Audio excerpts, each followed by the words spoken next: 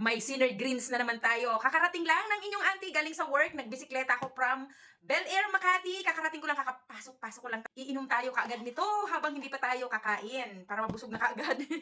Para makatipid na tayo ng dinner. Yan. Nailagay ko na lahat. O, meron pa. Meron pang natira.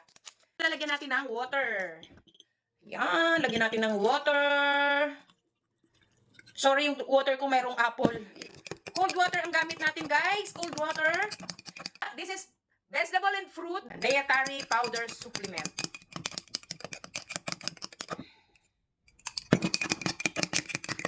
Kita nyo green. Ayan. Ito ay iba't ibang gulay at prutas na pinaghalo-halo. Kaya makakatipid ka na sa pagbili ng mga gulay at pagluluto. At ito, pre-process pa siya na meron talagang makukuhang magandang benefits. Di ba? So, nakakatulong talaga to magpalakas ng ating immune system. At pag malakas ang ating immune system, guys, tayo ay bihirang magkasakit or makakaiwas tayo sa anumang mga sakit. Alam nyo naman, kailangan talaga nating magpalakas ng immune system. Bakit? Napakarami pong free radicals sa ating kapaligiran. Yung ating ginagalawang mundo ay punong-puno na ng free radicals. Ano ba yung mga free radicals, Auntie G?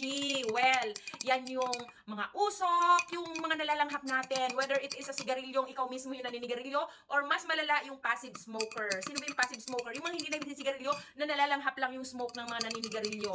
Ano pa ang nalalanghap natin? Yung usok ng mga sasakyan, usok ng mga factory, di ba? Ano pa? Yung mga kinakain natin, hindi na healthy, guys. Lalong-lalo na yung mga kabataan ngayon, tamad na magluto. Noodles na lang, pansit canton na lang, di ba? Tamad na silang magluto. Wala na yung labor of love ng pagluluto. Lahat instant na. Di ba? Puro na dilata, puro na hotdog, mga ganon. Ano pa ba ang mga hindi healthy sa atin na nakukuha natin? Yung mga iniinom natin mga gamot-gamot, di ba? So, kailangan natin mag-supplement para at least mapalakas yung immune system natin. Ang dami ko nang sinasabi, pero totoo yan, guys. Marami pa na mga causes ng ating mga pagkakasakit. Kaya, kailangan natin na mag-take ng food supplement katulad nitong Sinner Greens na pinaghalo-halong gulay at prutas. Grace, ang mahal kasi niyan. Well, pag inisip nyong bili, mahal po talaga. Pero, pag ang inisip mo, ano ang benefits nitong gulay at prutas na ito, in all, ay talagang murang-mura lang siya, guys. Biruin mo kung ano yung mga gulay na nakalagay dito. Minsan gawa ako ng video na mahaba at i-discuss natin lahat ng kung anong meron dito. Worth it yung pagbili niyo ng isang box na ganito. Alright?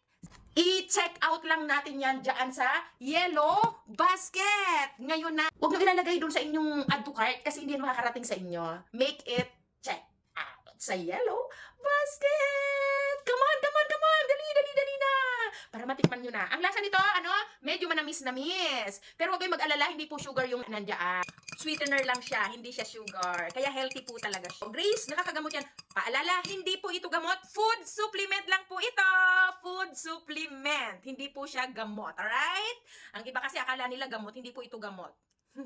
So, kita kits at cheers!